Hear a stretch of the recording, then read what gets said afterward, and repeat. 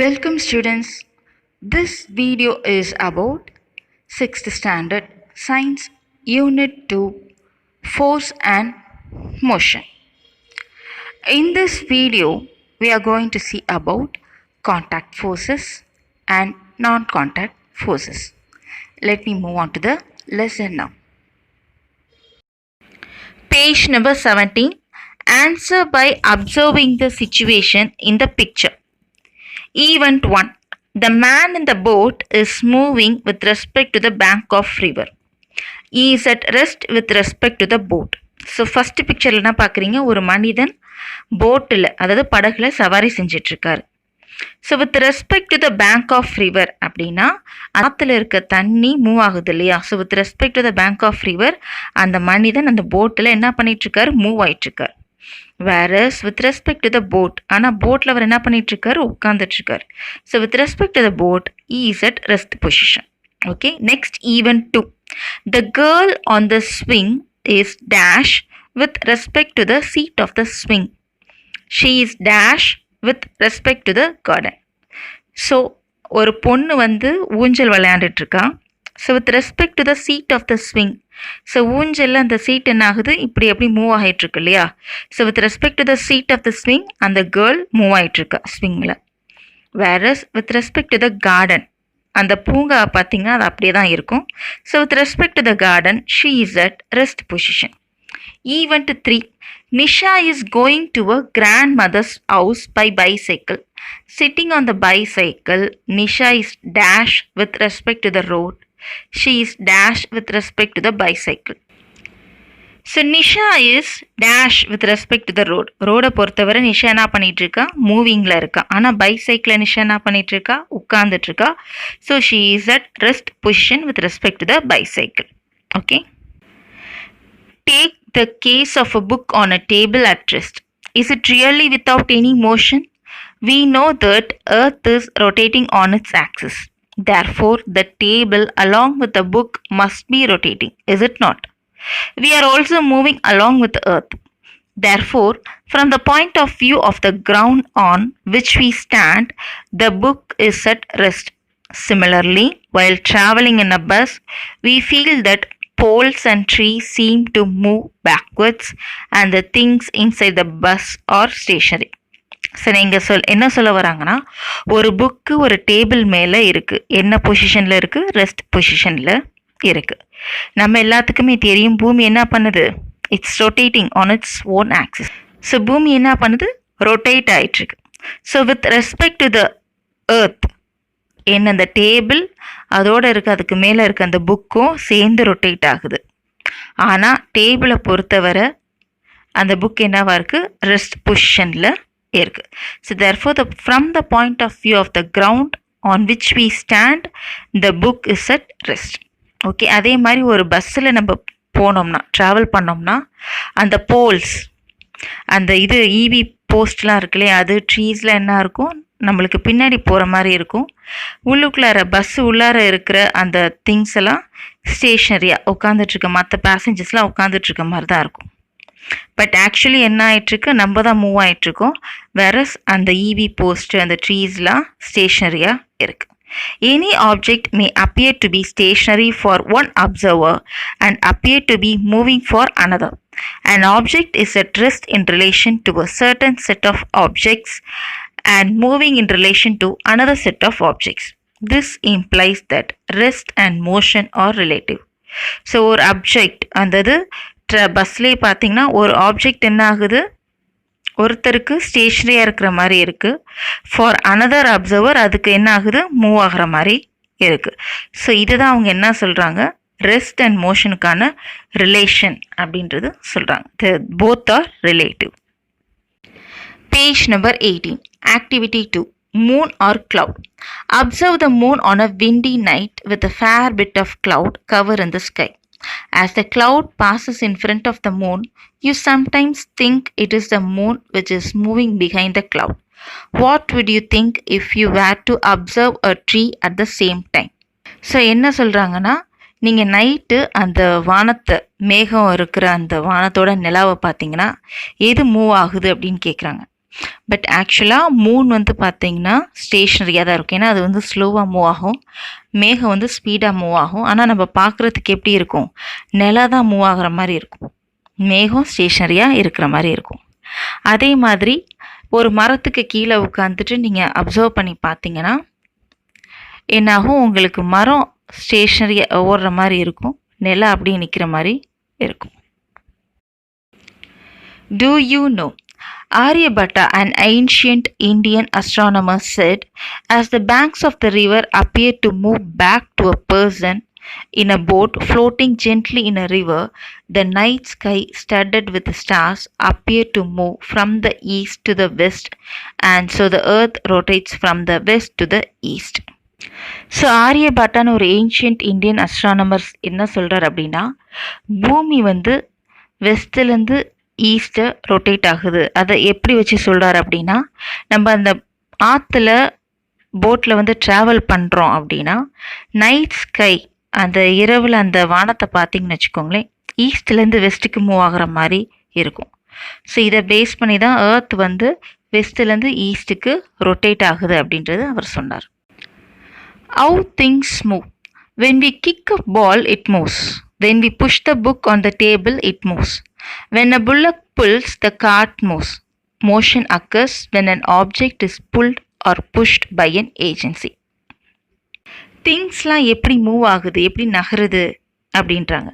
So ஒரு பாலை நம்ம உதைக்கிறப்ப அந்த பால் என்ன ஆகுது, மூவ் ஆகுது. அதே மாதிரி டேபிள் மேலே இருக்க புக்கை நம்ம தள்ளுறப்ப அந்த புக்கும் மூவ் ஆகுது. அதே மாதிரி மாடு வந்து அந்த வண்டியை இழுக்கிறப்ப அந்த வண்டி என்ன ஆகுது, மூவ் ஆகுது. ஸோ எந்த ஒரு ஆக்ஷன், எந்த ஒரு ஆப்ஜெக்ட் வந்து மூவ் ஆகுது அப்படின்னா அந்த இடத்துல புல் அல்லது புஷ், ஏதாவது ஒரு எக்ஸ்டர்னல் ஏஜென்சி மூலமாக இந்த ரெண்டு ஆக்ஷன் நடைபெறும். இந்த ரெண்டு ஆக்ஷனில் தான் அந்த ஆப்ஜெக்ட் என்ன ஆகுது, மூவ் ஆகுது. In our daily life, we pull out water from the well using bucket. Animals pull a bullock cart. It is a person or animal that is an animate agency that does the pushing or pulling. நம்ம அன்றாட வாழ்க்கையில் பல வேலைகள் பண்ணுறோம். பக்கெட்டை use பண்ணி கிணத்துலேருந்து தண்ணி இழுக்கிறதா இருந்தாலோ, இல்லை கதவை திறக்கிறது, தள்ளுறது, இந்த மாதிரி பல வேலைகளை நம்ம மனிதர்கள் வந்து அந்த வேலையில் ஈடுபடுறோம். அதே மாதிரி ஒரு சில வேலைகள் பார்த்திங்கன்னா, அந்த மாட்டு வண்டி இழுக்கும் இல்லையா, அந்த வேலை, அப்புறம் ஏர் உழுவுற வேலை, இதிலெல்லாம் வந்து பார்த்திங்கன்னா விலங்குகள் வந்து அந்த வேலைகளை செய்கிறாங்க.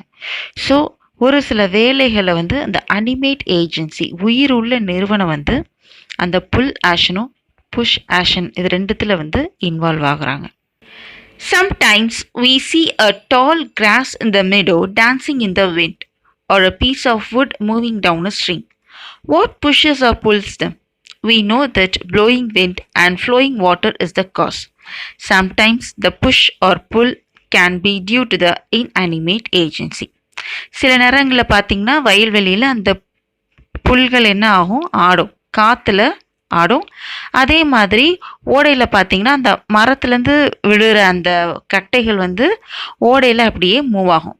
ஸோ இதெல்லாம் இந்த செயல்களாக எப்படி நடைபெறுது, அந்த காற்று அடிக்கிறதுனாலையோ இல்லை அந்த தண்ணி மூவ் ஆகுறதுனாலையோ இந்த புல்வெளியும் ஆடுது, அதே மாதிரி அந்த கட்டைகள் இதுவாகுது. ஸோ இந்த ரெண்டும் செயல்களும் இன்அனிமேட் ஏஜென்சி, அதாவது உயிரற்ற நிறுவனம் மூலமாக இந்த செயல்கள், இந்த புஷ், இந்த புல், இந்த செயல்கள் வந்து நடைபெறுது. ஸோ என்ன சொல்ல வராங்க, அதாவது ஒரு ஆக்ஷன், புல் ஆக்ஷனோ அல்லது புஷ், இந்த தள்ளுறது, இந்த இழுக்கிறது, இந்த இரண்டு ஆக்ஷன்கள் நடைபெறணும்னா ஒன்று உயிருள்ள நிறுவனம் அனிமேட் ஏஜென்சி, அப்படி இல்லைனா உயிரற்ற நிறுவனம் இன்அனிமேட் ஏஜென்சி மூலமாக தான் நடைபெற வேண்டும். So forces are push or pull by an animate agency or inanimate agency. Contact and non-contact forces. Forces can be classified into two major types, contact and non-contact forces. So forces, அந்த விசை, அதை வந்து இரண்டு விதமாக நம்ம classify பண்ணலாம். One is contact force, தொடு விசை. another one is non-contact force, தொடர்பு இல்லாத விசை.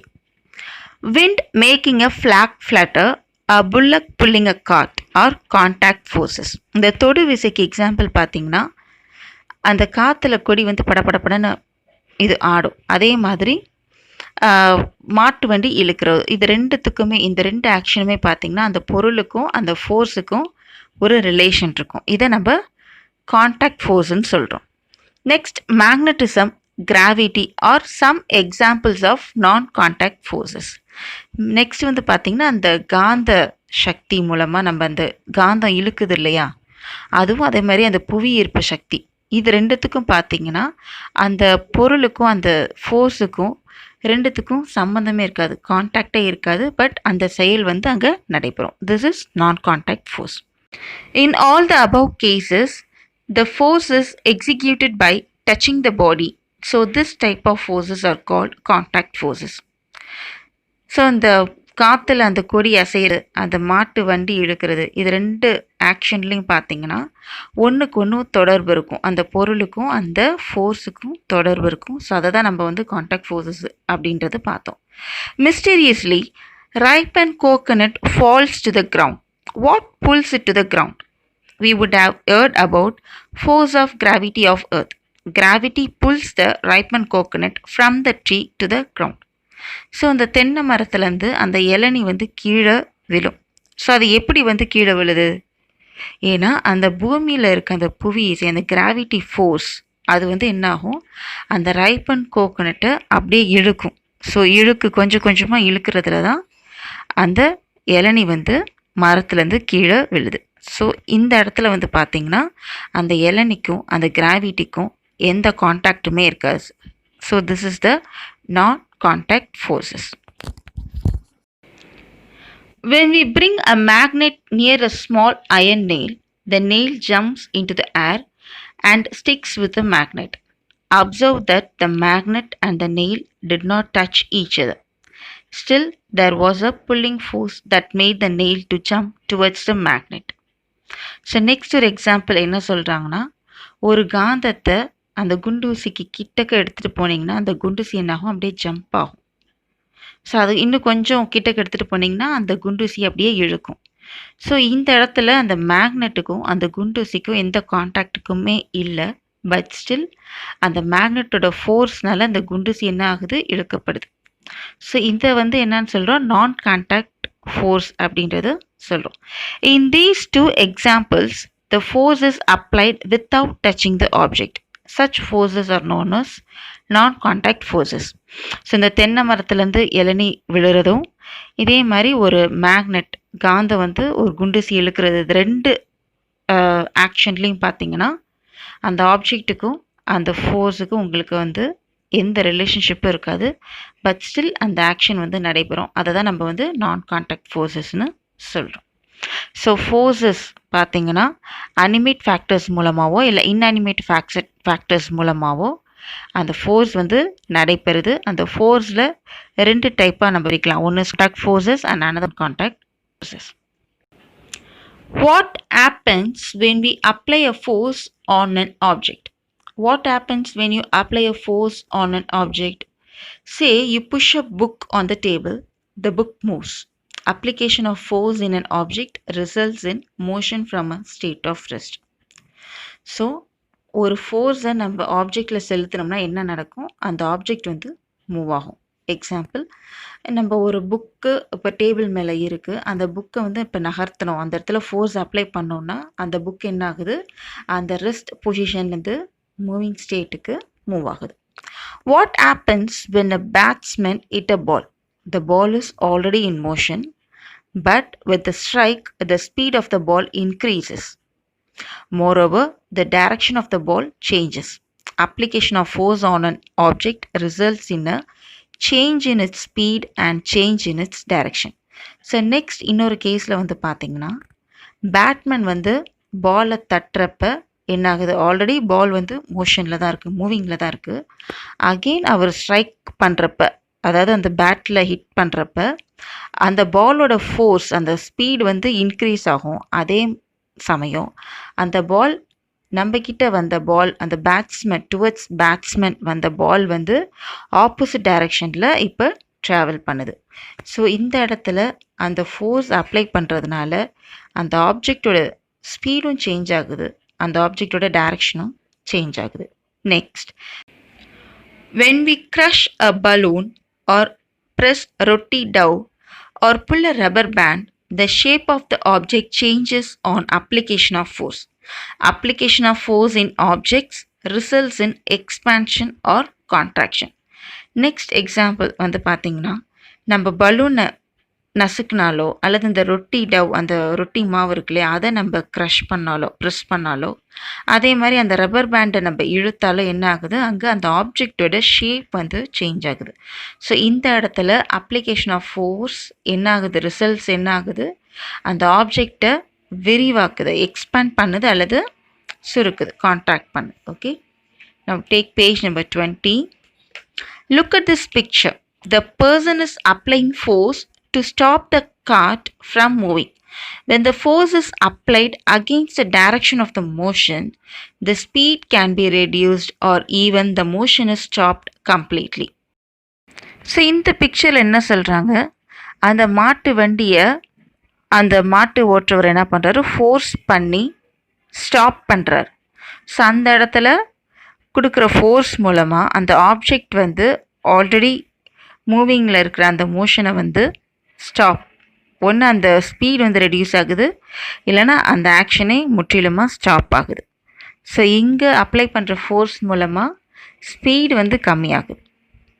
So discuss what happens when you apply a break in a speeding bicycle. சைக்கிளில் போயிட்டுருப்பீங்க, திடீர்னு பிரேக் அடித்தா என்ன ஆகும், அந்த மோஷன் ஆகிட்டுருக்க சைக்கிள் வந்து ஸ்டாப் ஆகும், அதோட ஸ்பீட் ரெடியூஸ் ஆகும். அப்படி இல்லைனா அந்த ஆப்ஜெக்டே என்ன வந்துடும், ரெஸ்ட் பொசிஷனுக்கு வந்துடும். In a nutshell, we can say that the applied force is an interaction of one object on another that causes the second object to move from rest, speed up, slow down, stop the motion, change the direction, compress or expand. So சுருக்கமாக சொன்னோம்னா, ஒரு force ஒரு ஆப்ஜெக்டில் apply பண்ணுறதுனால அதோட result நம்மளுக்கு என்னென்ன வருது, மூவிங்லேருந்து rest பொசிஷனுக்கு வருது, அல்லது அந்த ஆப்ஜெக்ட் வந்து அதோட ஸ்பீடு வந்து இன்க்ரீஸ் ஆகுது, இல்லைனா ஸ்பீடு வந்து கம்மி ஆகுது. சம்டைம்ஸ் அந்த மோஷனே ஸ்டாப் ஆகுது, இல்லைனா டைரக்ஷன் வந்து சேஞ்ச் ஆகுது, அந்த ஆப்ஜெக்டோட டைரக்ஷன் சேஞ்ச் ஆகுது, அந்த ஆப்ஜெக்ட் வந்து எக்ஸ்பேண்டோ இல்லை கான்ட்ராக்டோ ஆகுது. So forces can change the states of a body from rest to motion or motion to rest. Either change the speed or direction or both of the body. Change the shape of the body. So far we have studied about contact forces and non-contact forces. In next session we'll see about types of motion. Thank you children.